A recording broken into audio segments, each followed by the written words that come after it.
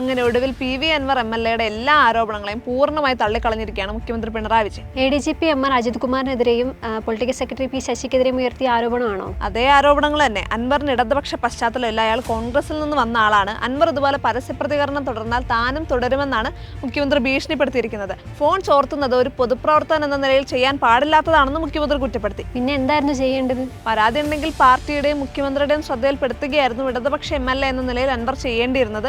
ആദ്യ ദിവസം വാർത്താ സമ്മേളനം നടത്തിയതിന് പിന്നാലെ 3 ദിവസം അൻവറിനെ ബന്ധപ്പെടാൻ ശ്രമിച്ചു. മുഖ്യമന്ത്രിയുടെ ഓഫീസിൽ നിന്ന് വിളിച്ചിട്ട് പോലും ഫോൺ എടുത്തില്ല.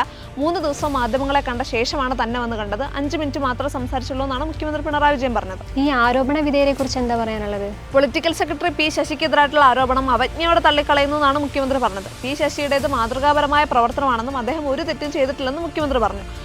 PV അൻവർ കൊടുക്കുന്ന പരാതി അതേപോലെ സ്വീകരിച്ച് നടപടിയെടുക്കാനല്ല P ശശി അവിടെ ഇരിക്കുന്നത്. നിയമപരമല്ലാത്ത എന്തെങ്കിലും കാര്യം ചെയ്യാൻ പറഞ്ഞിട്ട് ചെയ്തിട്ടുണ്ടാവില്ല, അതുകൊണ്ടായിരിക്കും മുഖ്യമന്ത്രി കൂട്ടിച്ചേർത്തു. അതുപോലെ തന്നെ MR അജിത് കുമാറിനെ ADGP സ്ഥാനത്ത് നിന്ന് മാറ്റില്ലെന്ന് മുഖ്യമന്ത്രി തീർത്തു പറഞ്ഞു. പോലീസ് സേനയുടെ മനോവീര്യം തകർക്കുന്ന നിലപാടുകൾ അംഗീകരിക്കാൻ പറ്റില്ല.